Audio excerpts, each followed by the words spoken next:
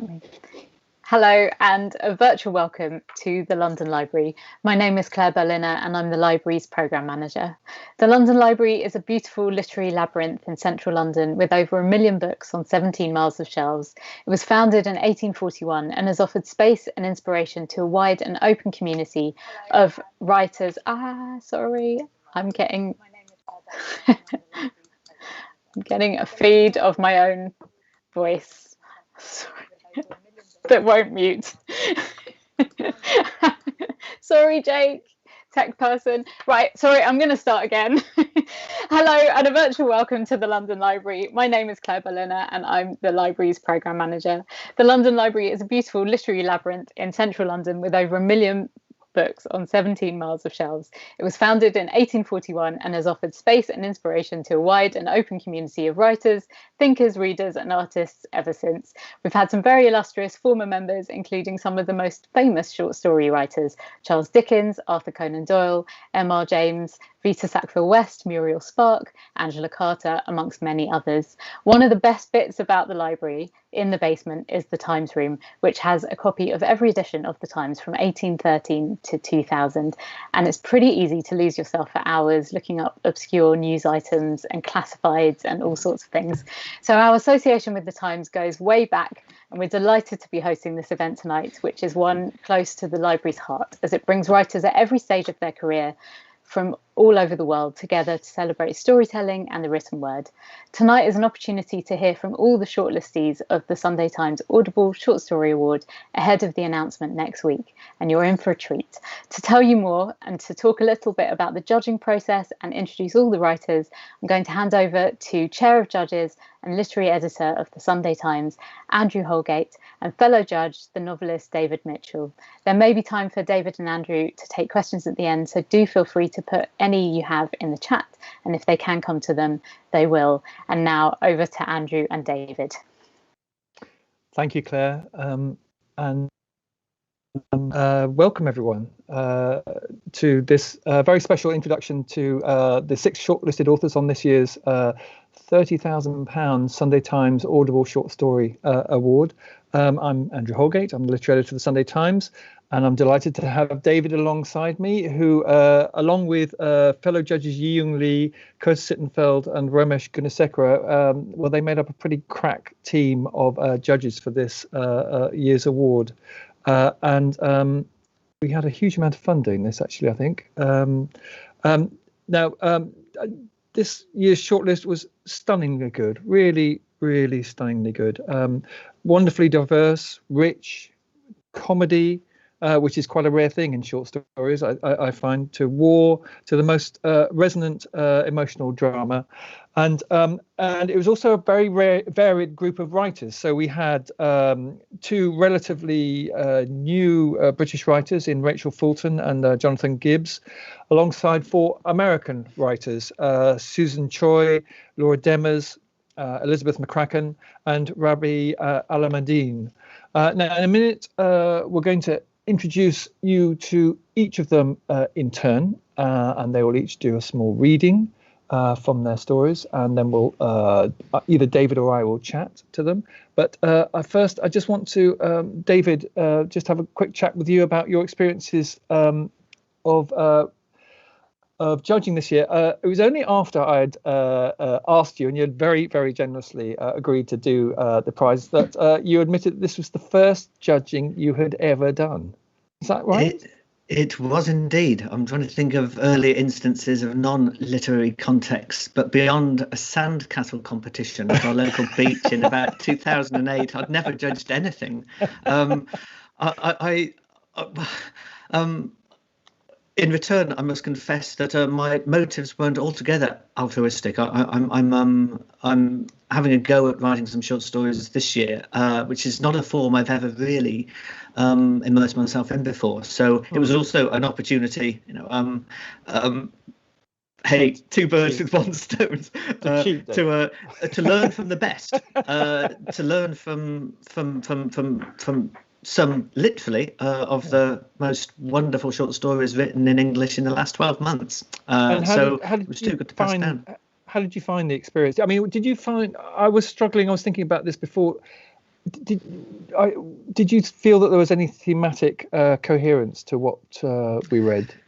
I think really the only thematic coherence was incoherence. Not the stories themselves, which were entirely coherent, but the themes. There was a pandemic influenced stream.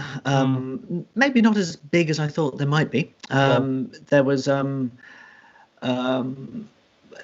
just a great, rich balance, I thought. Some deeply interior stories, some much more exteriorized stories.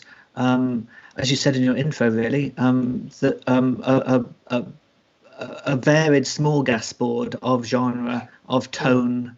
It was an all-you-can-eat feast, and with over 900 stories, it really was an all-you-can-eat feast. Just one other question before we move on. So, your experience of reading blind, or as you say, without author, it's a really, so we do not know in the first readings who the authors are, and I find it is a fascinating experience. So I don't know how you found it.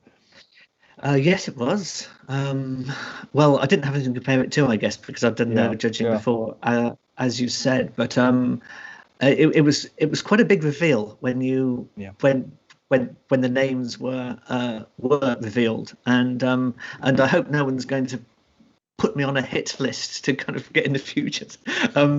I did recognise one or two of the names after they weren't on the shortlist, so apologies to everyone. Please don't hate me forever. However, it was also an admirable approach. I think it's good. There's almost an argument to keep things author unseen all the way through to the shortlist. It becomes impossible because we then publish the long list. But what it does do, I think, and what the prize, as well as recognizing writing by some really very well known writers, we do have a reputation for discovery, and there are several new writers this year.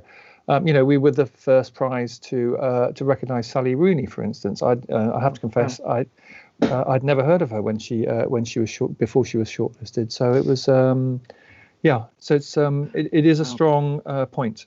Now, I think enough of that. I think we'll get straight to the writers, and we're going to. Dave and I have divided this up, and David is first up, and we'll be talking to Rachael Fulton about her short story Core. So over to you, David.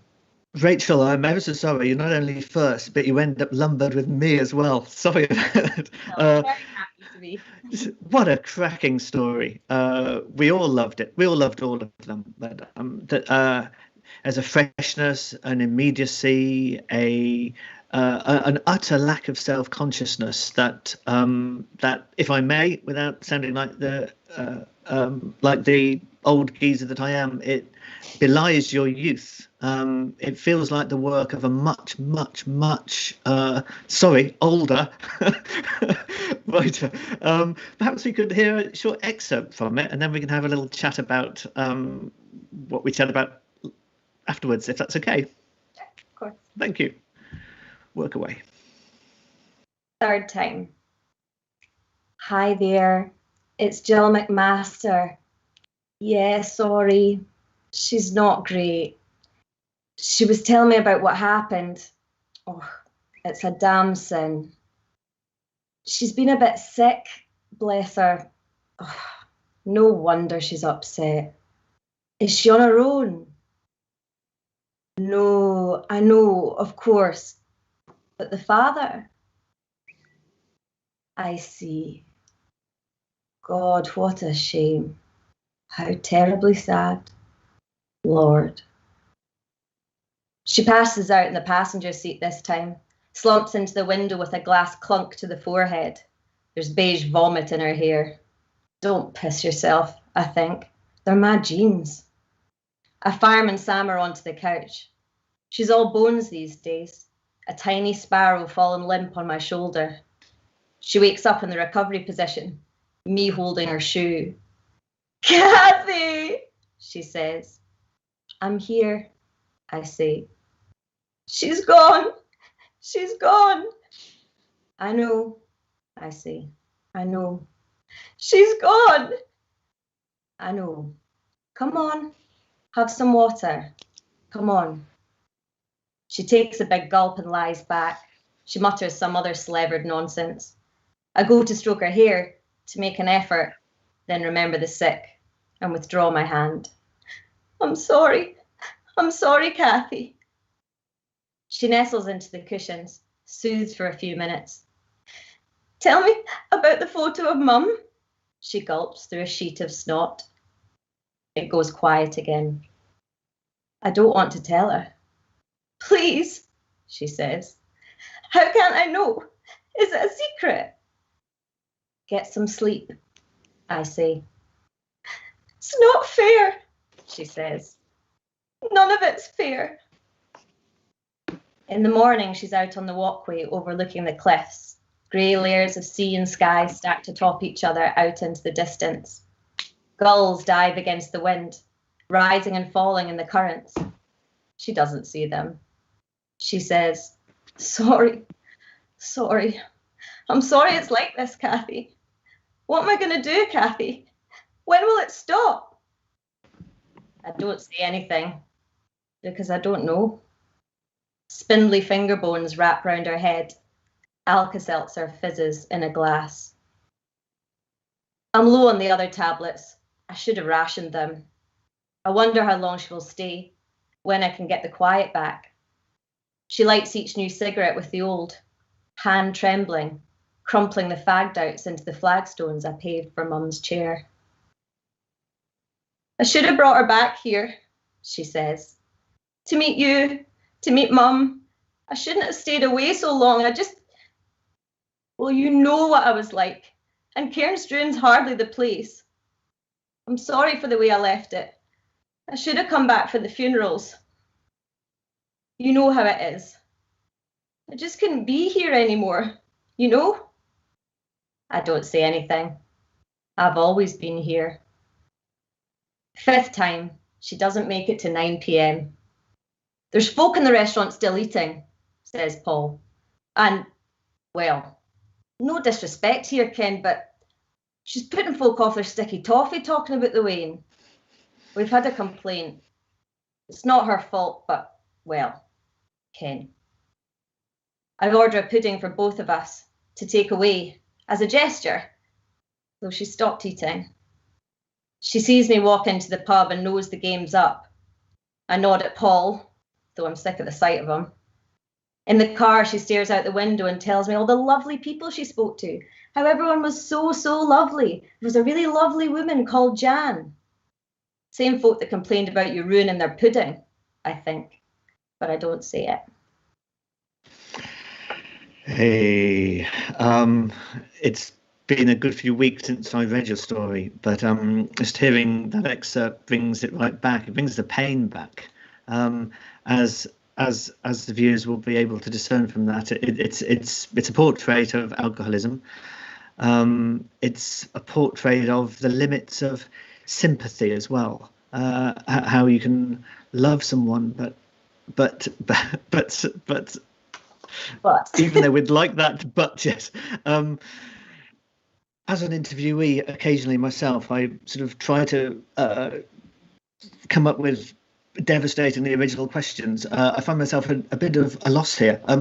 Perhaps I could start with the title. It's called Call. Obviously, as we heard, one meaning of that are the calls that the publican makes to the sober sister of the alcoholic or the person having to live with alcoholism. It seems it's a deceptively simple title as well. There's one or two other spins on the word call, I thought, and I was just wondering if you agree and could list one or two.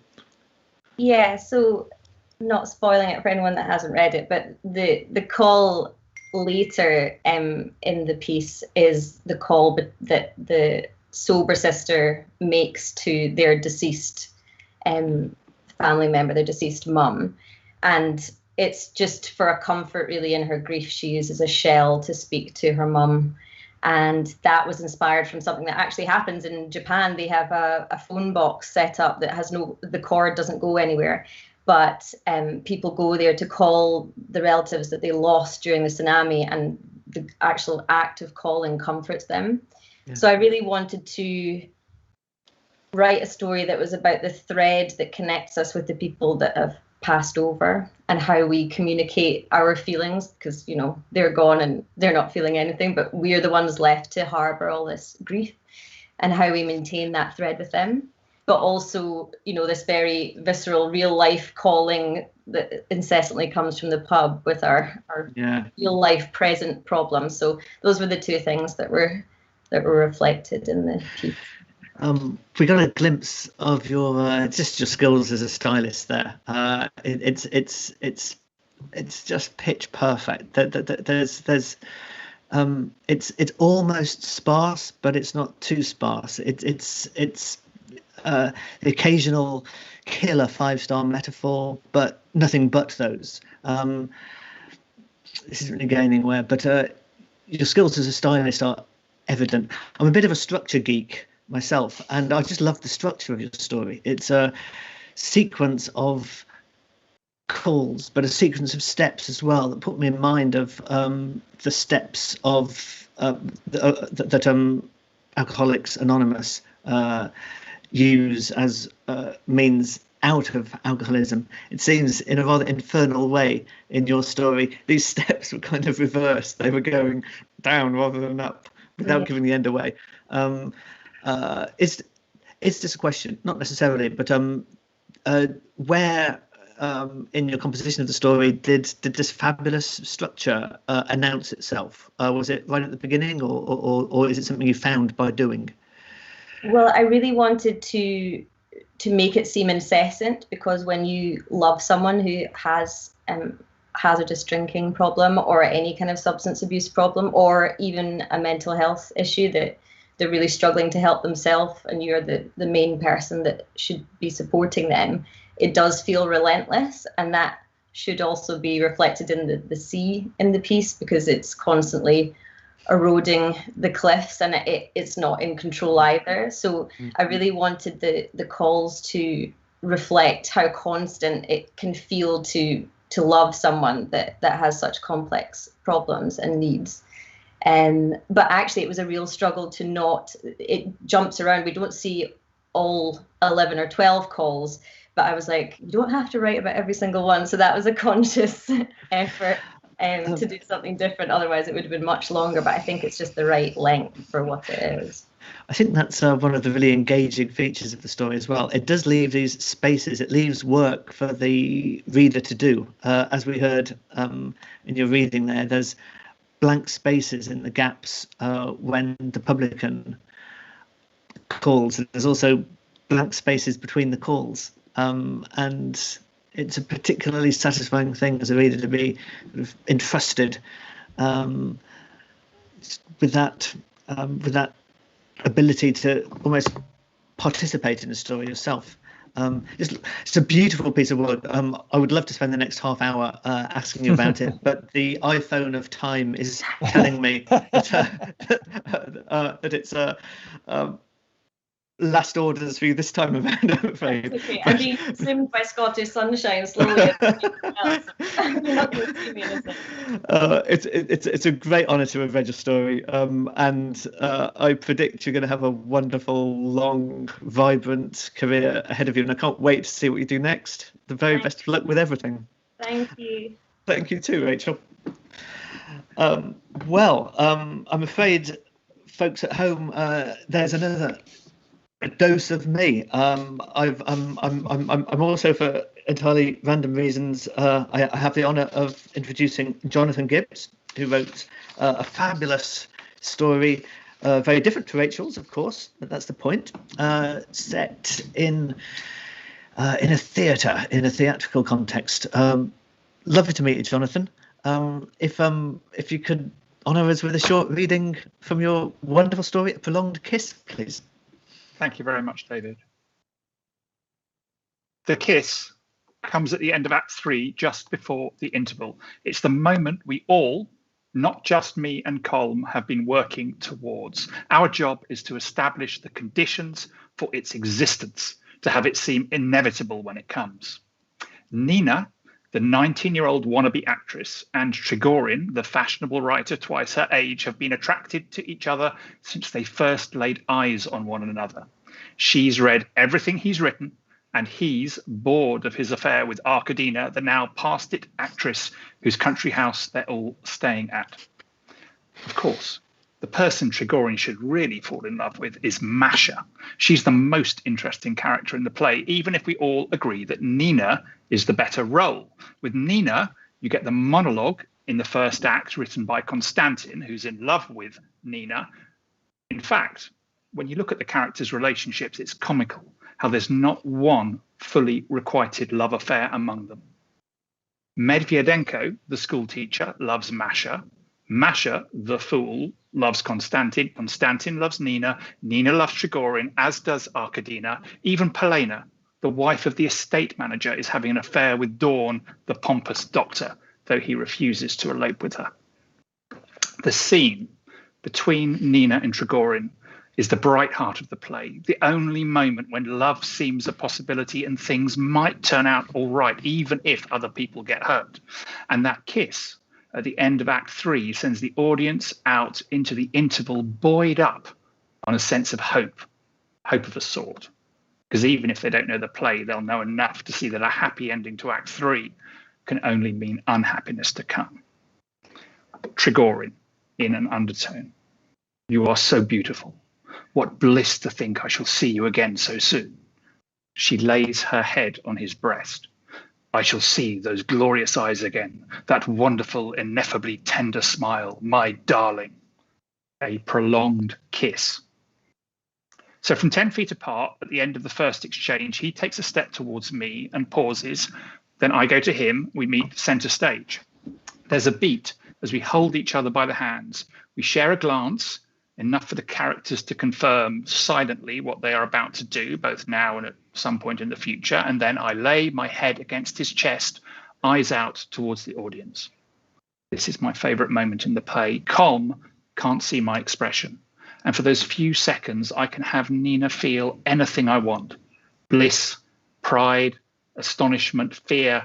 And he turns my face to look up at him, lays his palms gently on my cheeks, and his head comes down and mine comes up, and we meet in a kiss. At first, we're in profile. And then as we relax into it, our bodies pressing together, he turns me upstage, his head moving downstage to obscure mine so that for the audience, the kiss itself is hidden and our mouths can simply rest on each other closed. What in the theatre is called cheating. Just magnificent. I'm playing an interesting game here, which I didn't expect. I've been guessing which passages of the story both Rachel and yourself would be reading, and I've been completely wrong both times. But that was a great choice. You get the fertile and I think effortless meta-ness of the Chekhov play and your story. They intertwine. This, in a sense, is an old postmodern trick done in the 80s, but often it led a cul-de-sac. There's something very vibrant and living and clever and flashy about the way you do it, Jonathan. And I should stop giving you compliments and ask you a question. A prolonged kiss. I suppose it seems like an insider story. You seem to know the theatre as an insider. You write things that I suspect only an actor could possibly know, which, including the last line of the sentence of your reading you just did then. And you read beautifully, as did Rachel. Have you any thespian experience yourself? Well, not as an actor, but I did used to review plays for Time Out for a long time, and I love the theatre. I love sitting in the stalls, and I used to have this sort of fantasy of what it would be like to go back and see a show again and again and again and see how it changes. And I think really the story is a kind of play on that fantasy of what might happen if characters start to play around with what they're doing and to try and make it interesting for themselves and the risks that could come with that. And I suppose it's about a young actor who is a good actor but is very sure of their skills, but maybe oversteps themselves a little bit in terms of what they think is expected in terms of that creativity and that playing around with the play and doing stuff on stage. That's interesting. This aspect of mission creep, evening after evening. You take a little step and a little step and a little step, and the path turns out to be really unexpected. All of the judges, we admired your story. It's impossible to guess where it's going to end.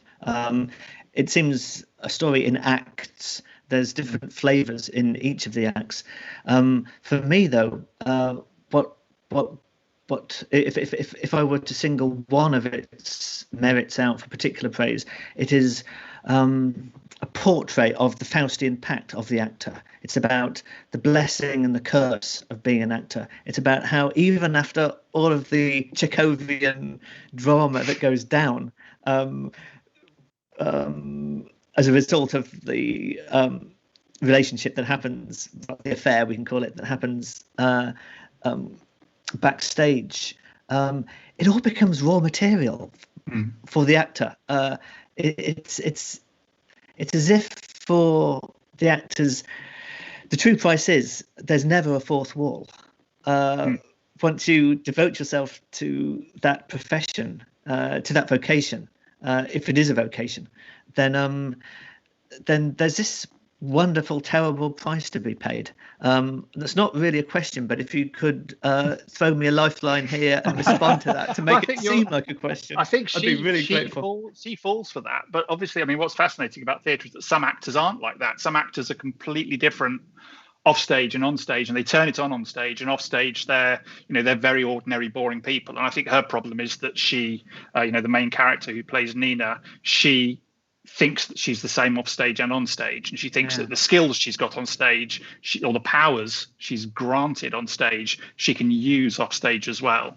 But I'm fascinated by that aspect of theatre. But really, whether you're writing about theatre or music, I'm sure that we're all just writing about writing to a certain extent, and a playwright might do similar things with a novelist character. And play around with what they get up to in the way they create. I suppose that's what I find so fascinating about it, is that, when you finish a novel or a story, it's finished and it's done. You can't really do anything with it. But a play is something that can grow and evolve, and that's a wonderful thing. But it also carries risks with it as well. That's true. And an interesting point is that to write about a nearby tribe is maybe a more attractive prospect than writing about your own tribe. But I'm not going to insult any of my friends. Beautiful work, Jonathan. It's wonderful to read. Thanks so much. My by now famous iPhone of time is saying that I do need to hand over to Andrew, who I believe is going to introduce our third shortlistee, Susan Choi. Thanks, Jonathan. Over to you, Andrew. Great. Thanks very much, David. So Susan Choi, her short story Flashlight. Now, a lot of you will know Susan from her second novel, American Woman, which was shortlisted for the Pulitzer, or from her 2019 fifth novel, Trust Exercise, which won the National Book Award. Remarkably, Susan actually hasn't written many short stories, and she said that she started writing novels because I couldn't get a short story right. Well, anyone who reads this will clearly know she's got this story completely right, and would be astounded that she thinks she can't write short stories. She's a superb short story writer.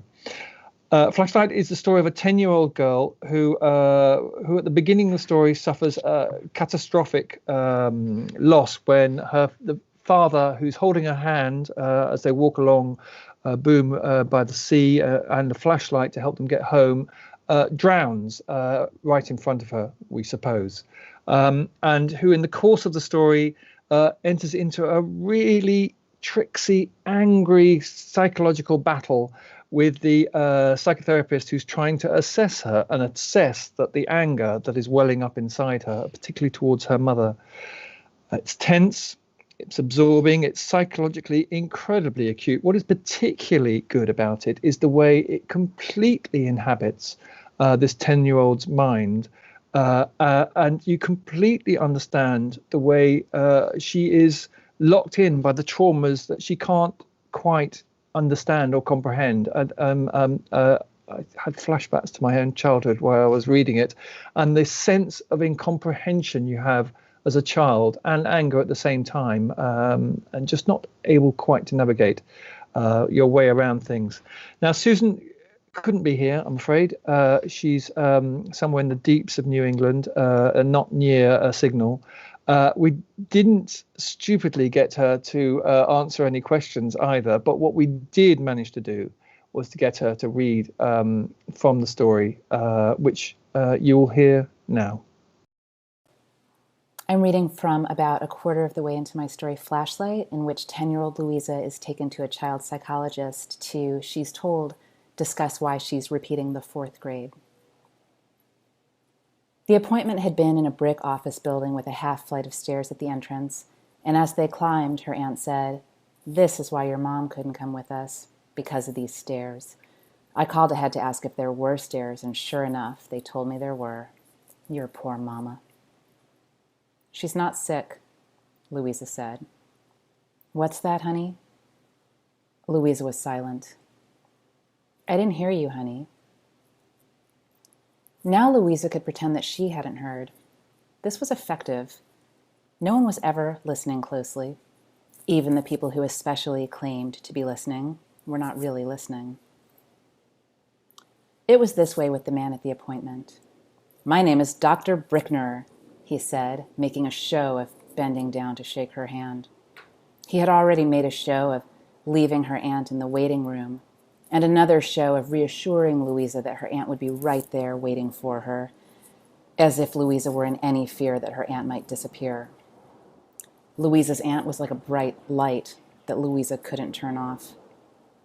On the nights when Louisa's mother wasn't up to it, it was her aunt who tucked Louisa into bed and then lingered too long in the doorway. Louisa's aunt broadcast her kind disposition by constantly tilting her head to one side, crinkling her eyes, and compressing her mouth as if to savor all the good-tasting mirth trapped inside.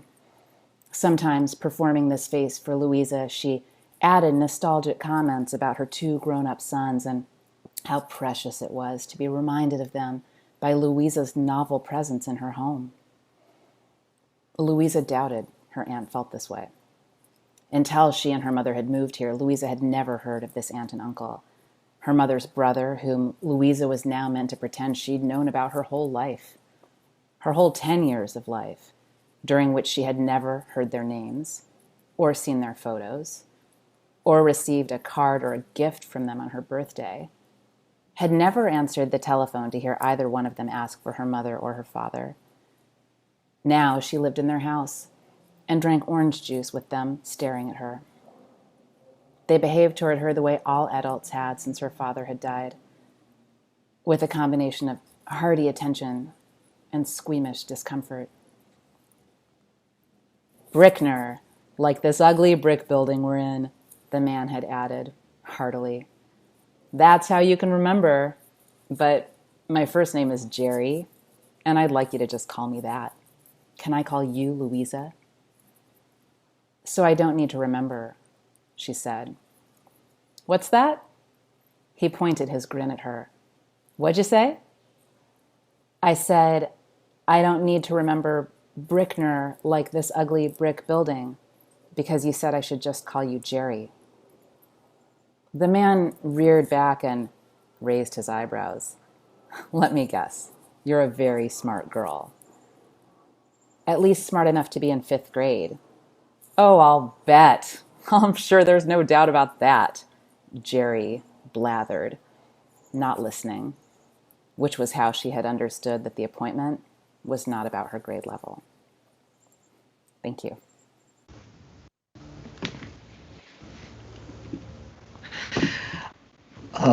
I guess it's over to me after that wonderful reading from Susan.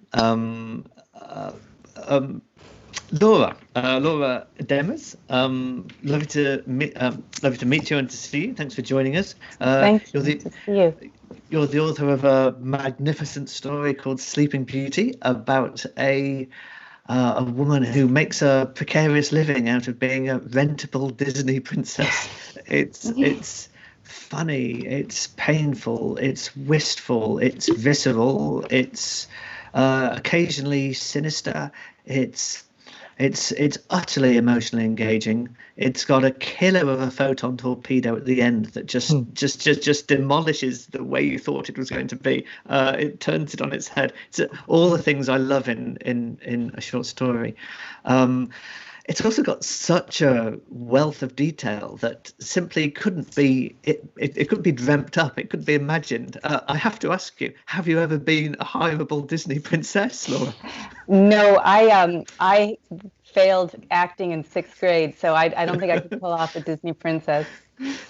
But then where did you get the detail? You could have invented it, surely.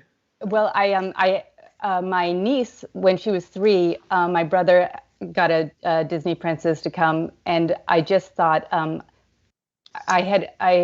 had talked to this woman years before who had played Tigger at Disneyland, and she was just getting over drinking. She was trying not to drink, and she would hide from the children and take the Tigger head off and chain smoke.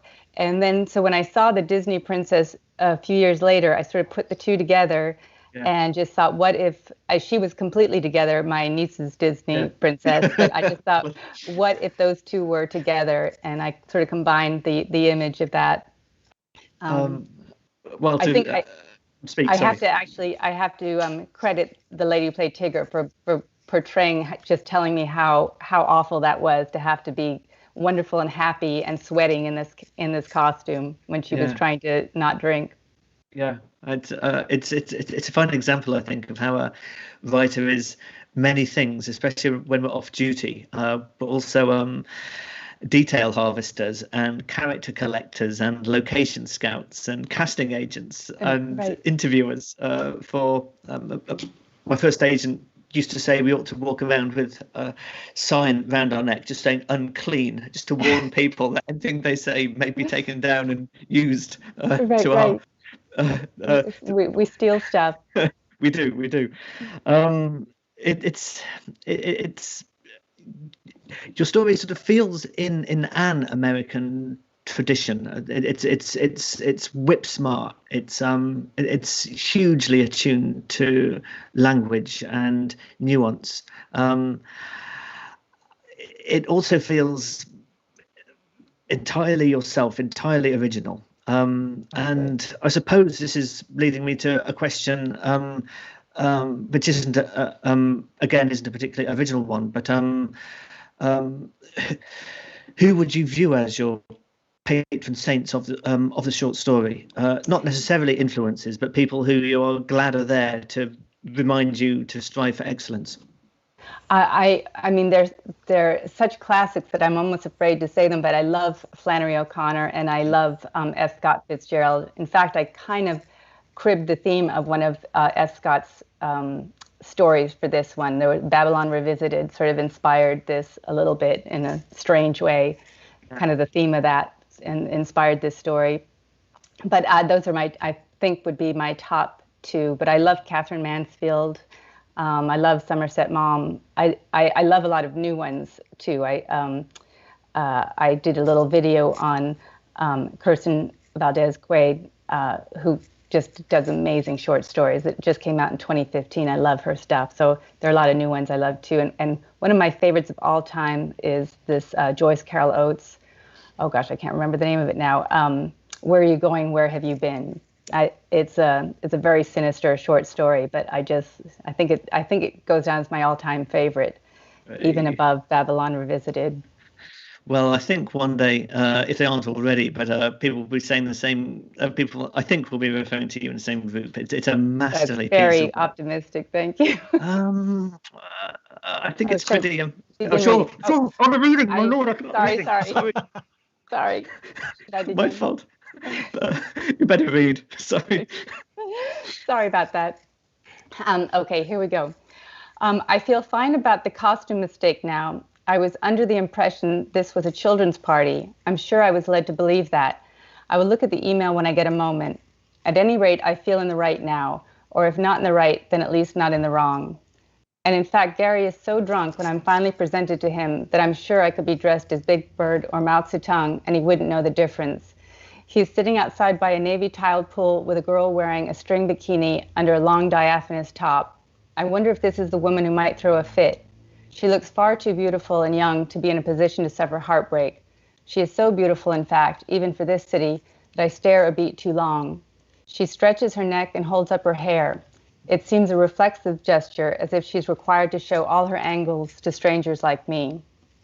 I love Cinderella, she says wistfully to no one in particular. Gary is sweating, and the drink in his hand is sweating. Everything about Gary looks wet and overheated and uncomfortable. His fleshy face is an apoplectic dark purple. He's an old 40, except for his eyes, which have a round, soft boyishness to them, with long dark lashes, making it seem as if he's a child trapped inside a meaty, overserved adult. He wears white linen trousers that are already stained with something, maybe the hors d'oeuvres Annalisa is serving. His big baby eyes are in focus, but they zero in on me now when the beautiful girl says the character I'm playing. Ah, Cinderella, he says. He reaches for my hand. His hand is slick with perspiration. He gazes at me as if I'm as beautiful as the girl next to him, as if my mask of thick foundation and blue eyeshadow has tricked him. God, chokers are so sexy, he says. I love your choker. He turns to the girl. Why don't you ever wear a choker? She sighs and stands up. She wanders the pool with an air of injury and sits on the ledge, resting her bare feet on the top step. The evening light has almost faded, but there's still a shock of pink at the horizon. While Gary is holding my hand, I stare out at the magnificent view, a Los Angeles I rarely see, with the lights below us twinkling in the dusk. I think I saw a coyote yell someone from across the pool, just passing the grill, swear to God. Come sit down by me, Cinderella, says Gary softly. It's my birthday. I turn and twist my skirts and settle on the low chaise longue next to him. I thought this was going to be a children's party, I say. Oh, it's a children's party, all right. He lifts his cocktail to my mouth. I avert my head, but he holds the glass to my lips, as if I'm a doll he's pretending to care for. I hold the glass steady with my fingers and take a long, grateful sip. It's a gin drink, a cocktail I don't remember ever tasting. Like the view, it has an exceptional quality, as if I'm drinking something rare and fleeting. Thirsty, he smiles. I hate the lascivious way he says this, with the mustache of perspiration glinting on his upper lip, but I take the glass from him and say, thanks. He lets me have it without a fight. Ah, magnificent. The work speaks for itself much more eloquently than I was doing. I'm also slightly... your metaphors are beautiful. It's got this. Your work has a flow. It's image to idea to impression to event. It's got a beautiful alchemy and magic. It was an utter pleasure to read it. I'm afraid I've blown the. That's great. Thank you. I liked the questions you asked. Thank you. I put the horse before the cart, but thank you for your forbearance, and I'm going to hunt out the rest of your work and enjoy it at my leisure. Thank you so much. Thank you, David. My pleasure. I need to hand back over to Andrew now, who I believe is going to introduce our next shortlistee, Elizabeth McCracken. Indeed. Thank you, David. And so Elizabeth McCracken, again, she's one a lot of you all know of. She's written 7 novels and short story collections. And her last collection, Thunderstruck, won the 2015 Story Prize. And The Irish Wedding is a comedy. In the 12 years we've run the prize, I don't think we've had many straight comedies, but it is a comedy. It's a wonderful comedy, pitch perfect social comedy about a woman coming to Ireland from America with her British-born partner for a family wedding and encountering his absolutely appalling English family. Well, rude, messy, house is a tip in that way that upper middle class English family houses almost invariably are. The blunt, appalling. There are many glorious things about the story. It has a brilliant sense of place, but in particular, it's the way it skewers this particular British sensibility, and also the American alarm at this particular British sensibility, which I've encountered in my. I'm not saying I'm middle class, but just Americans. The way they hate the British way of swearing and being over effusive. It does it absolutely brilliantly. Now, again, Elizabeth couldn't be here, but we did it right this time. We not only got her to read, but I also asked her some questions earlier on today before she headed off, actually, on her way to England. So here we go with me talking earlier on to Elizabeth. Wonderful. Thank you. Elizabeth, it's a wonderful story, and so refreshing for me as a judge and for all of us as judges to come across a humorous short story. I don't know, with short stories they tend to be vehicles for rather dark imaginings, and it's quite rare to come across a humorous short story. Do you find that as well? Yes, maybe, although to some extent I think I'm not that funny a writer. I'm just a realistic writer. Well, it's very, very funny. And I wonder if, so I was going to ask you if you feel that writing short stories is difficult, writing humorous short stories, if that's more difficult, but it just sounds as though it's just what you do. Yeah, I think it would be hard for me to write something without a joke in it. And the times in my life when I think I've written something that is so dour and terrible and black-hearted, people generally say to me, "That was so funny." And I think I have made a joke. I haven't realized I've done it. Yeah.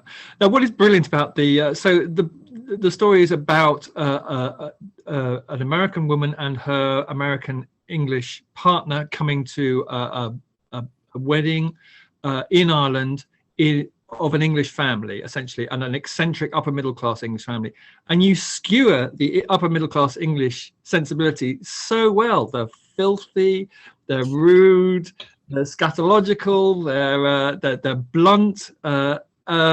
It's brilliantly done. Thank you. Is it based on anyone in particular, any English people in particular, or just a general American perception of how the upper middle class English are?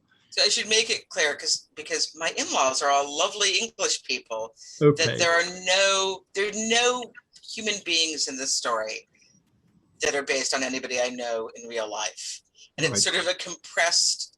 There are a lot of anecdotes in this story that actually have happened to me over nearly 20 years of coming to England and meeting in various houses and parties. Yeah. But it's not based on the characters aren't based on actual people. Right. And you said to me earlier on, there's just one autobiographical element to the piece. Emotionally autobiographical, yes. Right. Which is that I don't go on walks with English people anymore, because every time I've ever been asked to do it, they'll say, "Would you like to go for a walk?" And I think, "Oh yeah, that sounds pleasant." And then suddenly I'm crossing fields full of stinging nettles and going through barbed wire. Yeah. And I was once made to walk through a field with a bull in the corner of it, which I only know bulls from Bugs Bunny cartoons, but they're quite dangerous in Bugs Bunny cartoons. So they make me nervous. And one thing I've always been aware of as an English person who swears, I'm afraid, is how shocking it remains for Americans, the English bluntness, which is partly what makes this story so glorious. But it is shocking for Americans. Is that correct? Well, it's different. Yeah, Americans we're still can be quite prim about language. I mean, I feel like I'm not anymore, but shocked by language and shocked by scatological humor, which it did take me a while to get adjusted to, but now I'm just in it with the best of them making. Yeah. And of course, one of the glorious things as well is that Sadie is it's also about an outsider in a family. So so one of the things that the story draws out so brilliantly is the shorthand that families have, and the internal mechanisms that are very hard for outsiders to break down. And I imagine that was partly what interested you in the story as well. It was. I mean, I think in general, when I write short stories, I'm interested in writing about people who are out of context for the duration of the story, and to suddenly discover that the person that you love has a different context that you don't know how to operate in. Yeah. It's really interesting and disorienting. Yeah. I have we have very little time, so I just have one last thing, which for an English person or a British person, the phrase "cut the cheese" means nothing except for cut a little bit of brie. But for just explain, it's quite rude in America. Yes, and this is, I have to say, this actually did happen to me. I was at a wedding full of English people, and there were cheeses instead of a wedding cake. And it means to fart. So when somebody says the bride and groom will now cut the cheese, it's very, very funny to me. And now to me. Elizabeth, thank you very much. It's a glorious, glorious story. Congratulations on being on the shortlist this year. And yeah. Thank you so much, Andrew. Lovely to talk to you. Lovely to talk to you. The Irish Wedding. Because Jack didn't drive, not stick, not on the left side of the road, not at all, ever, Sadie piloted the rental car from the Dublin airport to the wedding, grinding gears and scraping along the greenery, and for a few miles, creeping behind a tractor on a winding road. It was 10 p.m. and raining. If Ireland were emerald, she couldn't say. She would risk nothing. The tractor was a comfort, lit up with white lights. She planned to follow it as long as she could, till dawn if necessary. Pass him, said Jack. You pass him, said Sadie. I'm not driving. That's right, said Sadie. Not their wedding, but Jack's middle sister, Fiona's. Sadie would meet the entire family simultaneously. Fiona and her Dutch about-to-be husband, Piet. Jack's youngest older sister, Katie, and his oldest older sister, Eloise, and their families. And of course, his parents, the significant Mr. and Mrs. Michael and Irene Vellard. Jack was the youngest of all of them, the only one born in America. Not American, he insisted, despite being mostly raised there. Everyone else in his family was English. He was too, though he couldn't pass. Sadie drove as an act of heroism, as though at any moment she might swerve off the road or into a ditch or off a cliff. She wasn't sure, she couldn't see. In Boston, where they lived, she almost never got a chance to drive, to perform this act of casual generosity.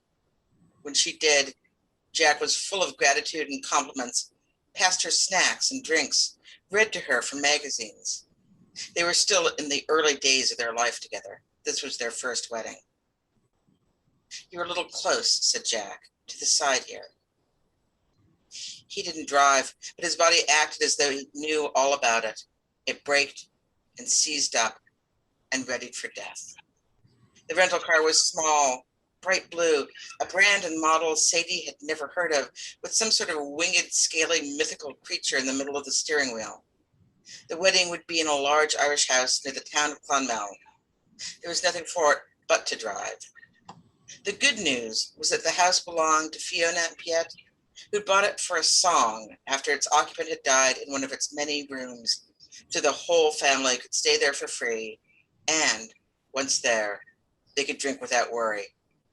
That, of course, was also the bad news. All those hours she would have to perform as herself in front of Jack's family.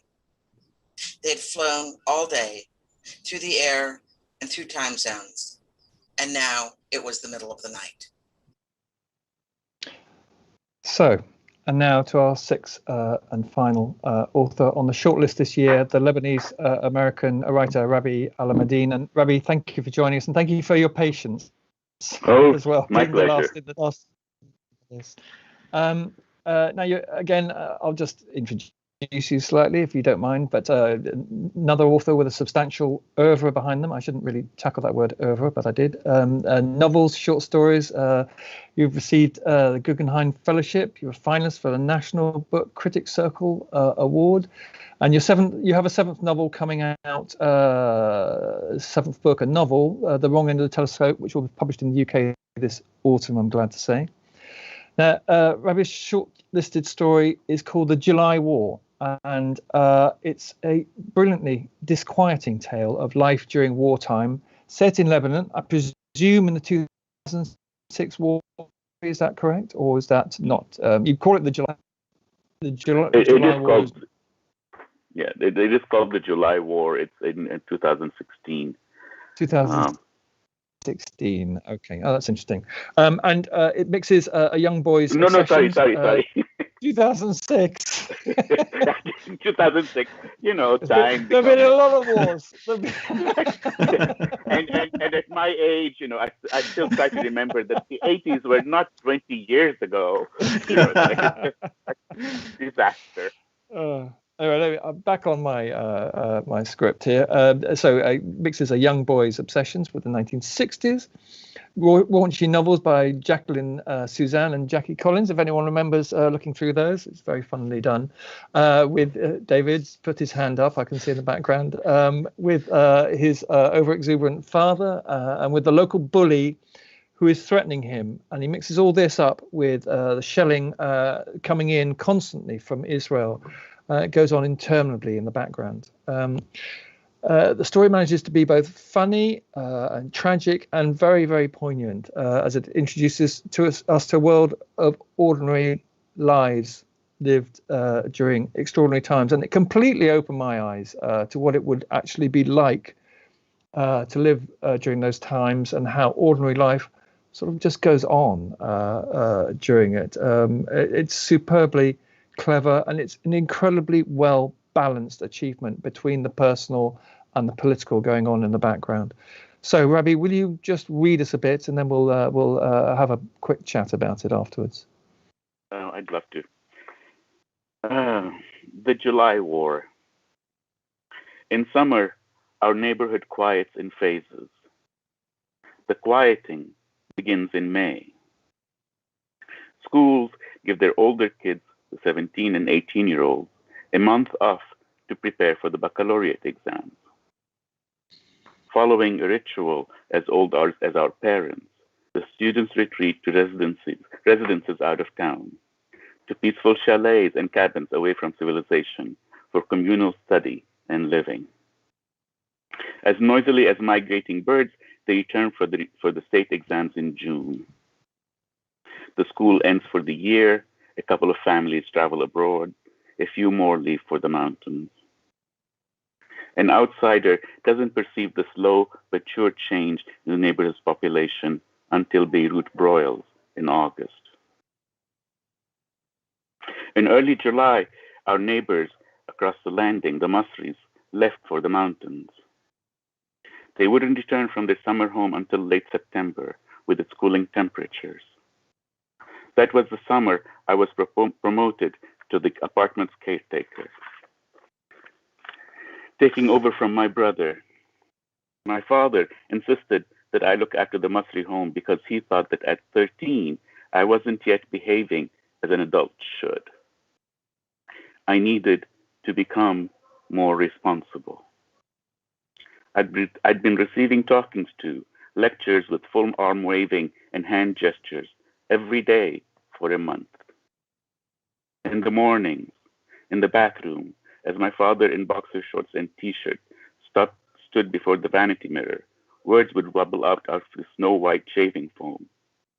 When I was your age, I didn't laze about all day doing nothing, he'd say. Can't you find more mature friends? Do things that are more productive? You know, every action has a consequence, and the consequence of doing nothing is that you end up as nothing. At lunch, in the dining room, as we sat around the oak table, sit up straight. Look at how wedged he sits, like a man. Enough with this boyish slouching. In the den, while watching television, he'd repeat the spiel.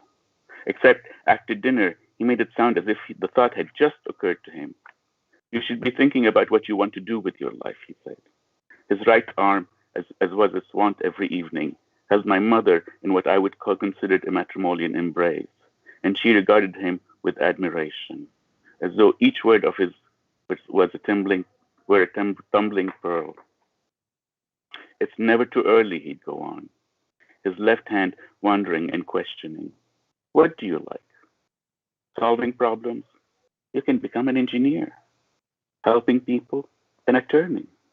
You could raise your grades if you applied yourself. Consider your future. I didn't mind taking care of our neighbor's apartment. My becoming more responsible chore for the summer involved little work. I had to open the windows once a week to air the place out and make sure that the 2 canaries were fed and their cage kept clean. Lovely. Thank you. Thank you. It's fascinating when an author reads their own work, because you hear things you don't really think about before, and what occurs to me is, from your reading, is how tender the story is and how tender your portrait of the family is. But what is also, it's so powerfully and vividly rendered, that story, that one is very tempted to see the story, and in particular the young narrator, simply as you, but you don't look as though you're in the 2006 war, but no. No, and it's like if he was 13 during the 2006 war, he's 30 years younger than me. So yeah, no. Well, right. What was there a reason you alighted on that particular moment in Lebanon's and Beirut's history? Yes, I mean, again, there's lots of quote unquote wars in Lebanon that I could have based it on, but I mean, lots of it is personal. As an example, the older sister was based on my younger sister, who did the same thing. When the Israelis started bombing, she went nuts. I mean, she's one of the most rational, and I rely on her during crisis all the time. But one of the things that she started doing was buying Pampers. And she just started hoarding them, and I remember talking to her and saying, but why are you doing this? And she goes, I don't know, we might run out. And then she told me at one point that she had enough diapers that that her son would be 7 and she'd still have enough diapers for him, and that's like, so that went into the story. So that was part of it, and then specifically what during that war, the Israelis had caused, a lot of damage in earlier wars, but during that war, they did some things like bombing the Johnson & Johnson factory that was just like, didn't make any sense. And I thought, that sort of irrational behavior with the boy going through puberty and its irrational behaviors would sort of mirror each other out. Interesting. Now, I read an interview you did with John Freeman, the American critic, where you said anger is important. I do not know how anyone can live in this world without being angry, it feels like a very banked down anger in this story. Do you feel that? Or, I mean, there is anger. There's anger behind it, but it feels very controlled anger. Well, it's also in some ways distant, because you have to write it from the point of view of a 13-year-old. How much anger does he know? So he does feel a lot of anger. But then again, I definitely do believe that I do not understand how anyone can live in this world without being angry. I don't know how any bit could live in this world with your prime minister and not be angry. But that's another story. Yeah.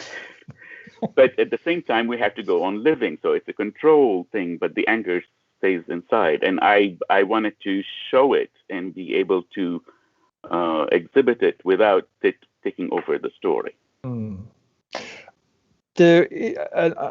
correct that was this a conscious mirroring you had between the personal story of the boy and the wider standing up to the bully, and the wider and also also suffering the consequences for it, and the wider consequences for Beirut standing up to aggression.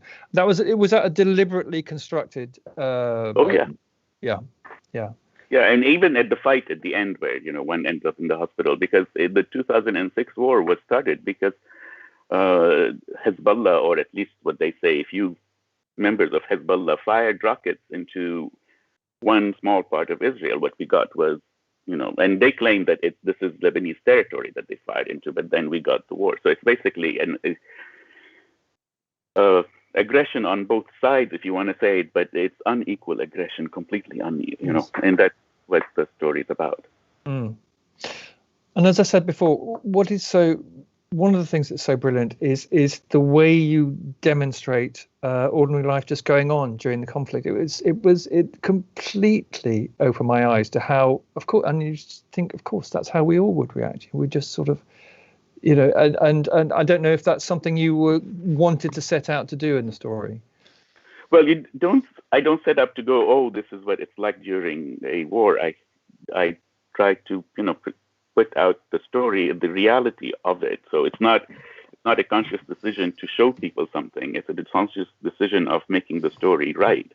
So that this is what happened and how it happened. So the process for me isn't about how do I make you as a Western reader look at Lebanon. It's how do I present Lebanon the way that I see it. Yeah. Does that make sense? Yes, it does. And I just, we won't have too long on this, but I have one question, which is really, I just want to prove myself that I was right. And I know you're going to tell me I'm wrong, but I thought the opening paragraph, when I read it, I thought that is absolutely brilliant.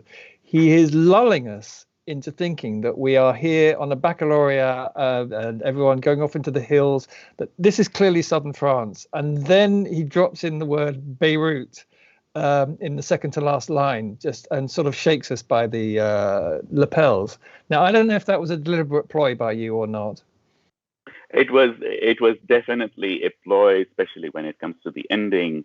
Again, the mirroring and contrast, and a ploy not to go, to lull you into. I mean, Paris did not come into the equation for me, but to lull you into this. This is this lovely bucolic. They go up to the mountains, they come down, and la la la la la la, and then oops. Yes. Well, it's a deeply memorable story that works on a lot of different levels, and it is a very complexly constructed story, and I would congratulate you on it, and we're delighted by it. So thank you. Thank you. I mean, again, it's an honor. Well, really, honor for us. But thank you. I wish we could. No. You don't understand. No. Oh dear. Okay. Well, I think we're going to have to tie it up there. I realise we've been on for an hour and 10 minutes, so I will just have to say thank you to Rabih very much indeed. And I will have to also say thank you very much to Dave, to all the other shortlistees who have been on here. I hope you've got a flavour of what a remarkable shortlist this is. It really is. It's very varied, full of riches. We will. I also want to say, above all, thank you to David. You've been spectacular tonight. You really have. You've enlivened the whole evening. Otherwise, it would be just me droning on, reading from a script. You were fantastic. So thank you very much. It's been a pleasure. Thank you. Well, all the way through, David. Thank you. And just to say, we're going to announce the winner on Thursday, July the 8th at 4 p.m. The stories are up on our website at www.shortstoryaward.co.uk, and Audible will also be releasing a podcast that will the 6 short stories on July the 8th, which will be wonderful. That's it, I think. Thank you very much, everyone. Thank you, David. Thank you to our shortlist, and thank you to the London Library for hosting us. Let's hope we can do this again soon. Goodbye.